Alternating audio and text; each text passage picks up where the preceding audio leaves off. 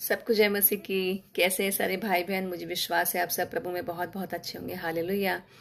एक बार फिर से आपकी बहन आप लोगों के सामने प्रभु का पवित्र कलाम लेके आई है। चलिए छोटी सी प्रार्थना करते हैं वचन शुरू करने से पहले। धन्यवाद प्रभु यीशु। प्रार्थना करती पिता, अपने वचन से बात करी पिता।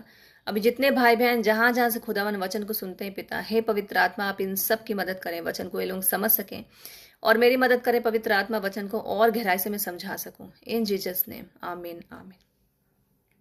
आज का वचन है आत्मा आंख भी है। पहले मैं आप लोगों के सामने लेके आई थी परमेश्वर आत्मा है, आत्मा शब्द भी है, आत्मा हवा भी है। आज मैं आप लोगों को वचन से समझाऊंगी आत्मा आंख भी है। हालेलुया। पहला राजा 18 अध्याय 36 से 38।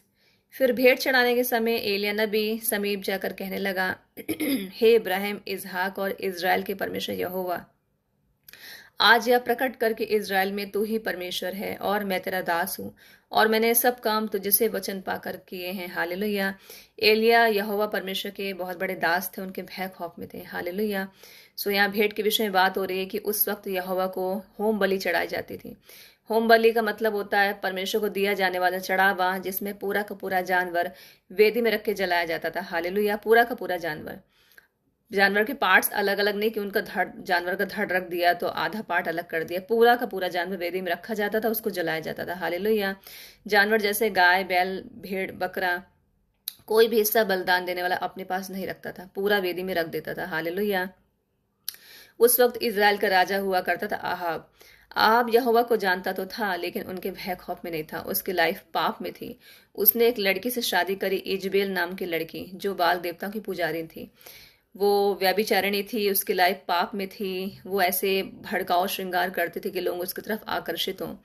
सो उसके साथ वो शादी करके और पाप में पड़ गया आहाब राजा।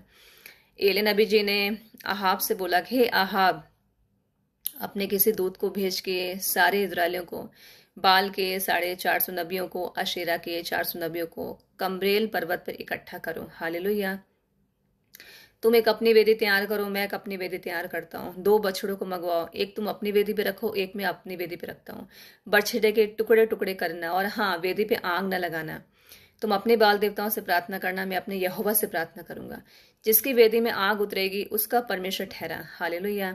वैसा ही हुआ। उन्होंने अपनी वेदी तैयार करी, उसमें बछड़ा रखा, उसके टुकड़े टुकड़े करें। उन सब ने प्रार्थना करी, हालेलुया, अपने बाल देवताओं से। आसपास परिक्रमा करके ऊंची ऊंची आवाज लगाई, दुहाई दी, लेकिन कोई पुकार नहीं उनकी सुनवाई उनकी सुनी गई। सुबह से लेकर दोपहर हो गई, उन्होंने और ऊंचे ऊंचे बोलना शुरू करा, दुहाई दी अपने बाल देवताओं को, और उन्होंने वेदी के पास उछलना शुरू करा, और यहाँ तक उन्होंने अपने को घायल भी किया, उनके बदन से ब्लड निकलने लगा, लेकिन कोई नहीं सुनवाई हुई, कोई आग नहीं उतरी उनकी वेदी पे। फिर एलिय्याह नबी ने बोला, अब मैं अपने यहोवा से प्रार्थना करता हूँ। फिर भेंट चढ़ाने के समय एलिय्याह नबी समीप जाकर कहने लगा, हे इब्राहिम, इसहाक और इज़राइल के परमेश्वर यहोवा, आज यह प्रकट करके इज़राइल में तू ही परमेश्वर है और मैं तेरा दास हूँ और मैंने सब काम तुझे से वचन पाकर किए। हालेलुया। एलिय्याह ने बोला कि हे इब्राहिम, इसहाक और इज़राइल के परमेश्वर यहोवा, आज इन सब पे जाहिर कर कि तू ही परमेश्वर है और मैं तेरा दास हूँ, मैं तेरा दास हूँ। मैं हर वक्त तेरे आगे सजदा करता हूँ, मैं तेरी विधियों पे चलने वाला हूँ, और ये सब काम जो आज मैं कर रहा हूँ मैंने तेरी शिक्षा से ही शिक्षा पाकर करे हैं।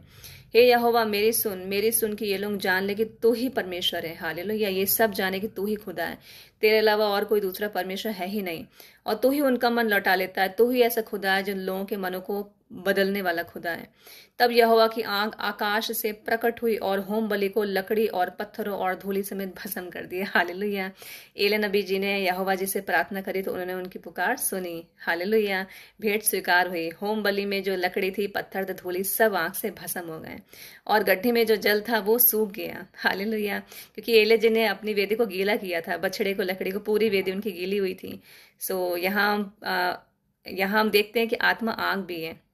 देखिए कैसा महान परमेश्वर है। वचन में लिखा है कि मैं एक भस्म करने वाली आग हूँ। तो आत्मा का एक रूप क्या है? आग भी है, आत्मा शब्द भी है, आत्मा हवा भी है। हालेलुया। और मुझे विश्वास है वचन में बढ़ रहे हैं। वचन को फिर पढ़िए, बाइबल डाउनलोड करिए, बाइबल से पढ़िए, बहुत अच्छा वचन है। जो इजबेल नामक स्त्री थी, वो जब उसकी शादी उससे हो गई आहाब से, वो प्रभु के लोगों को सताने वाली स्त्री थी, वो प्रभु के लोगों को सताती थी। आप पढ़िए, आपको अच्छा लगेगा, आपको बहुत ज्ञान मिलेगा। मैं फिर आपके सामने आऊँगी। अपना ध्यान रखिए। सबको जय मसीह की।